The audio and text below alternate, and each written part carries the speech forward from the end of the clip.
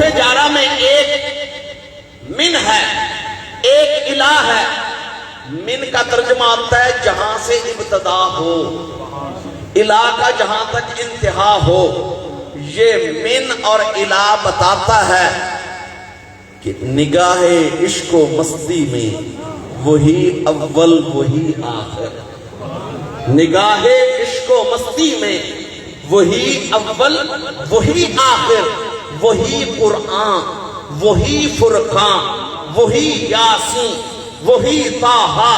اگر علامہ اقبال رحمت اللہ تعالی علیہ کی زبان سے سننا ہو تو علامہ صاحب فرماتے ہیں یا رسول اللہ لوح بھی تو قلم بھی تو تیرا وجود الکتاب، لوح بھی تو قلم بھی تو تیرا وجود الکتاب، گنبد آبگینہ رنگ تیرے محیط میں حباب۔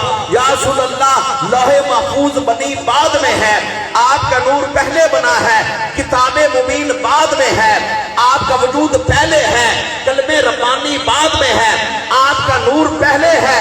یوں کہہ لیں کہ اللہ ذات وحدہ لا شریک نے جب اپنے آپ کو صفت خالق سے متصف کیا، وہ خالق بنا تو اس نے خلق کی ابتدا نور مصطفیٰ سے کی۔ سبحان اللہ، ابتدا نور مصطفیٰ سے کی ہے، نور مصطفیٰ سے پہلے کچھ نہیں بنا۔ میرے آقا علیہ السلام تشریف فرما ہے تو حضرت جابر بن عبداللہ آقا علیہ السلام بارگاہ میں عرض کرتے ہیں یا رسول اللہ صلی اللہ علیہ وسلم، اللہ پاک نے سب سے پہلے کس چیز کو پیدا کیا؟ اللہ پاک نے سب سے پہلے کس چیز کو پیدا فرمایا؟ حدیث پاک طویل ہے، مختصر کرو۔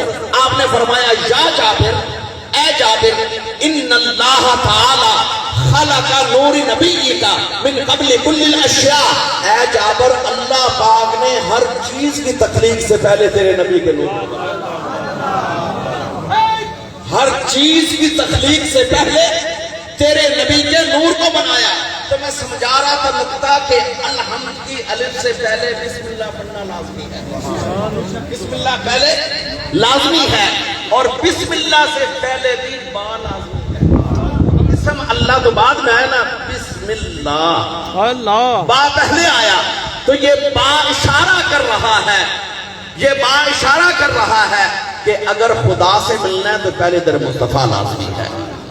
تو آقا صلی اللہ علیہ وسلم کی ولادت باسعادت کا ذکر ہو رہا تھا، ربیع الاول سرکار علیہ السلام کی ولادت باسعادت ربیع الاول میں ہوئی۔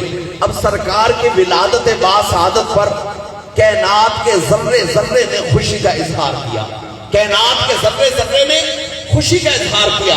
زمین والوں نے بھی خوشیاں منائی، فلک والوں نے بھی خوشیاں منائی، یوں کہہ لیں کہ انسانوں نے خوشیاں منائی، ملائک نے خوشیاں منائی، حوران جنت نے خوشیاں منائی، اور تو اور یہ ہر وہ مخلوق جس کو دیکھنے والی آنکھیں دیکھتی ہیں یا نہیں دیکھتی، انہوں نے خوشیاں منائی، انہوں نے خوشیاں منائی۔ میرے آقا صلی اللہ علیہ وسلم کی ولادت باسعادت پر خوشیاں منائی۔ اگر غمگین ہوا تو صرف شیطان، پریشان ہوا تو شیطان ہوا۔ شیطان کو کیا مسئلہ؟ مسئلہ یہ، پہلے ایک شعر سمجھیے، نثار تیری چہل پہل پہ ہزاروں عیدیں اے ربیع الاول، نثار تیری چہل پہل پہ ہزاروں عیدیں اے ربیع الاول، سوائے ابلیس کے جہاں میں سبھی تو خوشیاں منا رہے ہیں۔ اللہ اللہ سبحان اللہ۔ اس شعر کے پیچھے واقعہ کیا ہے؟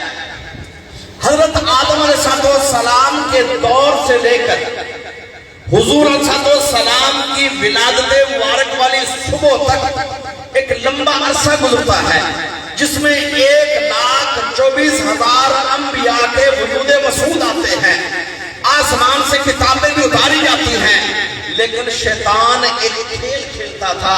وہ کھیل کیا تھا کہ جب فرشتے نوری مخلوق اللہ پاک سے احکامات لے کر زمین پر آنے سے پہلے آسمان دنیا پر فرشتے آپس میں بیٹھ کر گفتگو کرتے کہ میرے ذمہ یہ کام ہے، زمین پر جا کر یہ کام ہونا ہے، میرے ذمہ یہ کام ہے، فلاں علاقے میں بارش، فلاں علاقے میں آندھی، فلاں علاقے میں یہ کام۔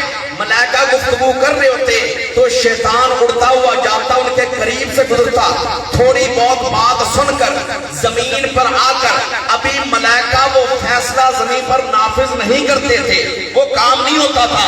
شیطان ان کے آنے سے پہلے جادوگر کسی دور کے ہوں، جادوگر ہمیشہ شیطان کے چیلے ہوتے ہیں، تو جادوگروں کو بتا دیتا کہ یہ کام ہونے والا ہے، تو جادوگر اپنے ماننے والوں کو آنے والے وقت کی جب خبریں دے دیتے تو ان کی جادوگری کا سکہ زیادہ چلتا، تو شیطان یہ چوری کرتا رہا، ملائکہ کی باتیں چوری کرتا رہا۔ جس صبح میرے اور آپ کے پیارے آقا صاحب السلام کی ولادت باعث ہوئی، شیطان پرانے روٹین کے مطابق اڑتا ہوا گیا ملائکہ کی باتیں سننے کے لیے، لیکن فَأَتْبَعُ شِهَابٌ ثَاقِبٌ، جہنم کا ایک دہتا ہوا انگارہ آیا، اس کے پیچھے لگ گیا۔ شیطان بات سن نہ سکا، لیکن غمگین ضرور ہوا کہ آج تک مجھے کسی نے روکا نہیں ہے، آج تک میرے لیے رکاوٹ پیدا ہوئی نہیں ہے، آج یہ تبدیلی کیوں آ گئی، آج یہ میرے لیے خاص واقعہ کیوں پیش آیا۔ شیطان نے پوری زمین کا چکر لگایا تو پتہ چلا کہ شہر مکہ میں جناب عبداللہ کے گھر سیدہ آمنہ کی گود میں آخری نبی کی ولادت باعث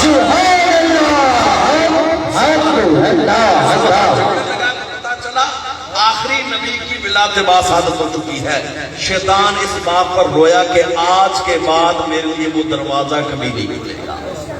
اس وجہ سے نثار تیری چہل پہل پہ ہزاروں عیدیں اے ربیع الاول، سوائے ابلیس کے جہاں میں سبھی تو خوشیاں منا رہی ہے۔ اب دیکھیے جب آتا ہے نا لفظ عید تو کئی بندے کہتے ہیں یار عیدیں تو دو ہیں، عیدیں دو ہیں، ایک عید الفطر عید الاضحیٰ، ہم بھی کہتے ہیں عیدیں دو ہیں شرعی جو پڑھی جاتی ہیں، لیکن قرآن و حدیث میں دیکھو تو عید کا لفظ اور بھی کئی جگہ پر ملتا ہے۔ سبحان اللہ۔ عید کا لفظ ممنوع نہیں ہے۔ عید کو عید کہتے کیوں ہیں پہلے یہی دیکھ لیں۔ عید کو عید اس وجہ سے کہتے ہیں جو دن بار بار لوٹ کر آ جاتا ہے اس کو عید کہا جاتا ہے، کیونکہ ہر رمضان کے بعد سال بعد وہ دن آ جاتا ہے، اس کو بھی عید کہا جاتا ہے۔ قربانی والی 10 تاریخ سال بعد لوٹ کر گول دائرہ کاٹ کر پھر آ جاتا ہے، اس کو عید کہا جاتا ہے۔ لغوی اعتبار سے، لغت کے اعتبار سے جو دن بار بار لوٹ کر آ جائے اس کو عید کہا جاتا ہے، لیکن قرآن و حدیث میں دیکھا جائے عید کا لفظ کہاں کہاں بولا گیا۔ میرے آقا صلی اللہ علیہ وسلم نے فرمایا ان یوم الجمعہ عید للمسلمین، حضور نے فرمایا جمعہ مسلمانوں کے لیے عید کا دن ہے، جمعہ مسلمانوں کے لیے عید کا دن ہے۔ پتہ چلا کہ جن کے ذہن میں یہ بات پختہ ہے کہ عیدیں دو ہیں، حدیث مصطفیٰ بتا رہی ہے کہ وہ عیدیں دو اپنی جگہ پر ہیں، لیکن جمعہ بھی مسلمانوں کے لیے عید کا دن ہے، جمعہ مسلمانوں کے لیے عید کا دن ہے۔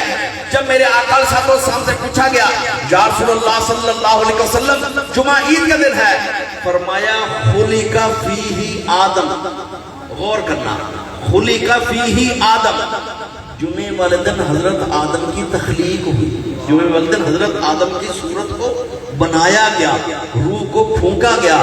عاشقان مصطفیٰ جس دن حضرت آدم کی صورت کو بنایا جائے، روح کو پھونکا جائے، وہ عید کا دن بن جائے، تو جس دن آدم کے بھی سردار دنیا میں آئے وہ عید کا دن کیسے نہیں بنا؟ جس دن حضرت آدم کے بھی سردار دنیا میں تشریف لائیں، حضرت آدم ہی نہیں کل انبیاء کل رسول کے سردار تشریف لائیں، وہ عید کا دن کیسے نہیں ہے؟ اور پھر قرآن پاک میں خوشی کے موقع کو بھی عید سے تعبیر کیا گیا۔ ایک قوم ایسی جنہوں نے اپنے وقت کے نبی سے مطالبہ کیا کہ آپ ہمارے لیے دعا کریں، ہمارے لیے پکا پکایا کھانا آ جائے، من و سلوہ آ جائے، تو جس دن پکا پکایا کھانا آ جائے گا ہم اس دن عید منائیں گے۔ ربنا انزل علینا مائدۃ من السماء، اے ہمارے رب ہمارے لیے سجا ہوا دسترخوان اتر آئے، تکونوا عیدا لاولنا، جب پکا پکایا کھانا آ جائے تو یہ ہمارے پہلوں کی بھی عید ہو جائے گی، بعد والوں کی بھی عید ہو جائے گی۔ عاشقان مصطفیٰ وہ قوم جو حضور کے زمانے سے پہلے گزری ہے، اپنے وقت کے نبی سے سوال کرے کہ پکا پکایا کھانا آ جائے تو ہم عید منائیں گے، اور ہم اپنا معیار زمانے سے جدا رکھتے ہیں، ہم اپنا معیار زمانے سے جدا رکھتے ہیں، ہم تو محبوب بھی محبوب خدا رکھتے ہیں، ہم ایک دیگچی پر عید منانے والے نہیں ہیں، ہم تو محبوب خدا کی آمد پر عید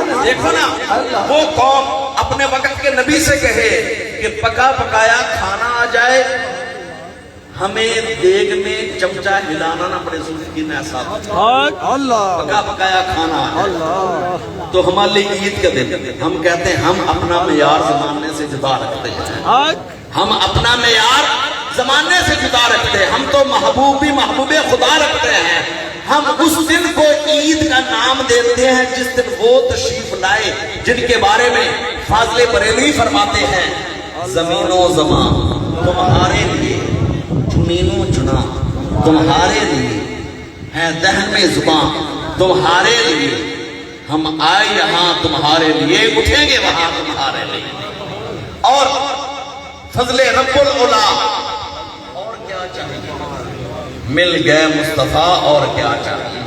ہم تو خوشیاں وہاں مناتے ہیں جہاں پر آقا صلی اللہ علیہ وسلم کے ولادت باسط، اور پھر ایسے ہوتا ہے، اس کے اوپر ایک اور سوال بھی کیا جاتا ہے، اور یہ چاند شاید امید ہے ہفتے میں شام کو چڑھ جائے گا یا اتوار کو انشاءاللہ بسم اللہ تعالیٰ، میسج جاتے ہیں دوستوں کو کہ حضرت ابو بکر صدیق رضی اللہ تعالی عنہ نے 2 سال اتنے مہینے خلافتوں کی امامت فرمائی، کیا میلاد منایا گیا؟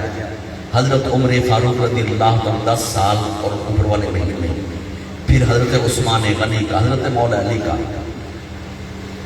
بات یہ ہے کہ کسی چیز کا وجود اگر قرآن و حدیث سے مل جائے، بعد میں اس کے بیٹھنے کے طریقے بدلتے بھی رہے ممنوع نہیں ہے۔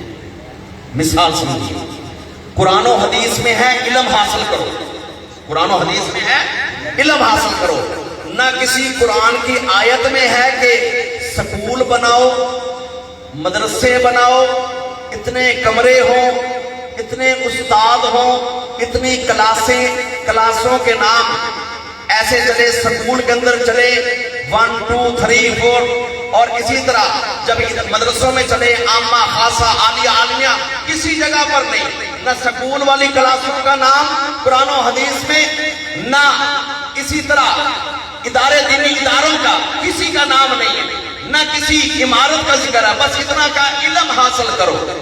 وقت گزرنے کے ساتھ ساتھ ایک وہ دور بھی تھا کہ لوگ مہینوں سفر طے کر کے کسی ایک کے دروازے پر جاتے تھے اور عرض کرتے تھے، مجھے پتا چلا ہے آپ کے پاس سرکار علیہ السلام کی ایک حدیث پاک ہے، میں اتنے مہینے کا سفر طے کر کے آیا ہوں تاکہ آپ سے حدیث لے لوں۔ اور آج وہ وقت ہے کہ خوبصورت عمارتیں بنی ہوئی ہیں، مدرسے ہیں، سکول ہیں، اساتذہ ہیں، ان کے اندر کلاسیں ہیں، باقاعدہ 1 گھنٹہ دوسرا پیریڈ تیسرا پیریڈ ہر چیز ہے۔ اگر کوئی بندہ یہ چیزیں دے کر کہے کہ یار یہ تو حضور کے دور میں نہیں تھا، یہ تو حضور کے دور میں نہیں تھا، یہ ادارے، یہ سکول کی عمارت، یہ کلاس، یہ بدعت ہے، تو پھر اس کی عقل کا علاج ہونا چاہیے، کیونکہ وجود مل گیا، علم حاصل کرو۔ بعد میں زمانے کے ساتھ طریقہ بدلا گیا، اسی طرح میلاد مصطفیٰ سرکار کے زمانے میں بھی ہوتا تھا، ذکر مصطفیٰ کی مجلس سرکار کے زمانے میں بھی لگتی تھی، کبھی مسجد نبوی میں، کبھی میدان احد میں، اور میدان احد میں ایک دفعہ تو ایسا ہوا سرکار پہلے میدان احد میں صحابہ کے ساتھ تشریف لے گئے۔ آپ کو پتا ہے میدان احد میں صحابہ کرام کی وہاں پر قبور مبارک ہے، جب ادھر گئے سرکار نے دعا فرمائی، پھر فرمایا میرا منبر اٹھا کر لے آؤ۔ اللہ اللہ جو مدینہ شریف گئے ان کو اندازہ ہے کہ احد، میدان احد مسجد نبوی سے فاصلے پر ہے، بالکل ایسے نہیں دیوار کے ساتھ دیوار، اور آج کا روڈ کے ساتھ تو اور فاصلہ بڑھ گیا ہے۔ حضور نے فرمایا میرا ممبر اٹھا کر لے آؤ میدان احد میں۔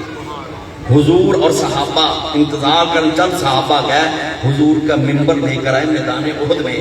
سرکار ممبر پر جلوہ افروز ہوئے۔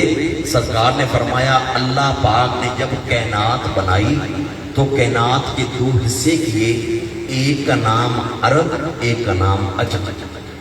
پھر فرمایا عرب جو تھے وہ عجم سے اعلیٰ تھے۔ پھر عرب کو آگے کئی حصوں میں تقسیم کیا، ان میں سے قریش کا مقام باقی قبیلوں سے اعلیٰ تھا۔ پھر سرکار نے فرمایا قریش کے آگے کئی ساری شاخیں تھیں، ان میں بنو ہاشم کا مقام سب سے اعلیٰ تھا۔ پھر فرمایا بنو ہاشم میں سے جناب عبد المطلب اور عبداللہ، مجھے اللہ پاک نے اس گھر میں تشریف لانے کے لیے فرمایا، اور آقا صاحب کے سامنے فرمایا انا سید الاولین والآخرین، انا سید ولد آدم، میں پوری اولاد آدم کا بھی سردار ہوں اور میں اولین و آخرین کا بھی سردار ہوں۔ اب دیکھیے کہ سرکار کا میدان احد میں ممبر منگوانا یہ بتاتا ہے کہ ذکر مصطفیٰ، میلاد مصطفیٰ کا کتنا اہتمام ہے۔ اور اسی طرح 14 صدیاں 45 سال گزر گئے، مسجد نبوی میں حضور علیہ السلام کی موجودگی میں سرکار کی ولادت کا ذکر بھی ہوتا تھا۔ حضرت عباس بن عبد المطلب نے سرکار علیہ السلام کی ولادت پر شعر پڑھے، حضرت حسان بن ثابت نے سرکار کے حسن و جمال پر شعر پڑھے، عبداللہ ابن رواحہ نے سرکار کے اخلاق کریمانہ پر شعر پڑھے۔ مسجد نبوی میں سرکار کی ولادت کا ذکر بھی ہوا، سرکار کے حسن کا ذکر بھی ہوا، سرکار کے جمال کا ذکر بھی ہوا، سرکار کے اخلاق کریمانہ کا ذکر بھی ہوا۔ یوں سمجھ لیں کہ حضور کی موجودگی میں، صحابہ کی موجودگی میں سرکار کی صورت کا ذکر بھی ہوتا رہا، سرکار کی سیرت کا ذکر بھی ہوتا رہا۔ سبحان اللہ۔ اور حسان بن ثابت رضی اللہ تعالیٰ عنہ نے خوب پڑھا وَأَحْسَنُ مِنْكَ لَمْ تَرَ قَطُّ عَيْنِي وَأَجْمَلُ مِنْكَ لَمْ تَلِدِ النِّسَاءُ خُلِقْتَ مُبَرَّأً مِنْ كُلِّ عَيْبٍ كَأَنَّكَ قَدْ خُلِقْتَ كَمَا تَشَاءُ۔ عرض کیا یا رسول اللہ صلی اللہ علیہ وسلم، میری ان دو آنکھوں نے آپ سے بڑھ کر کوئی حسین نہیں دکھائی، کبھی بھی کبھی بھی، یعنی اپنی پوری زندگی کی گواہی دے دی کہ میری ان دو آنکھوں نے آپ سے بڑھ کر حسین کوئی دیکھا نہیں۔ اور ساتھ ہی فرمایا وَأَجْمَلُ مِنْكَ لَمْ تَلِدِ النِّسَاءُ، اور آپ جیسا جمال والا تو کسی ماں نے جنا ہی نہیں ہے۔ خُلِقْتَ مُبَرَّأً مِنْ كُلِّ عَيْبٍ، اللہ پاک نے آپ کو ہر عیب سے پاک پیدا کیا۔ كَأَنَّكَ قَدْ خُلِقْتَ كَمَا تَشَاءُ، حسان کہہ رہے ہیں حضور کے سامنے مجھے تو ایسے لگتا ہے آپ اپنی مرضی کے مطابق بنی۔ اور ایک قد کاٹ سونا دے بنتر بناوٹ، ختم ہو گئی سونے دی ساری سجاوٹ، اما بھاگا والی سی جنگ ختم ہو گئی سونے دی ساری سجاوٹ، ماں آمنہ بھاگا والی سی جنیا، جنہیں سونا اپنی مرضی مطابق سی بنیا، حسینہ جمیلہ دا منہ موڑ دیتا سونا محمد بنا کے کلام اللہ۔ اور پیر میر علی شاہ صاحب رحمت اللہ علیہ گروہ تر پی آپ نے فرمایا کوئی مثل نہیں ڈھولن دی، کوئی مثل نہیں ڈھولن دی، چپ کر مہر علیت جا نہیں بولن اللہ۔ تو حضور صلی اللہ علیہ وسلم کے اخلاق کریمانہ کا ذکر عبداللہ بن رواحہ نے کیا۔ آپ نے کیا فرمایا؟ روح الفدا، روح الفدا، عبداللہ بن رواحہ کہتے ہیں روح الفدا، میری تو جان قربان ہو جائے، میری تو روح قربان ہو جائے، جسم تو قربان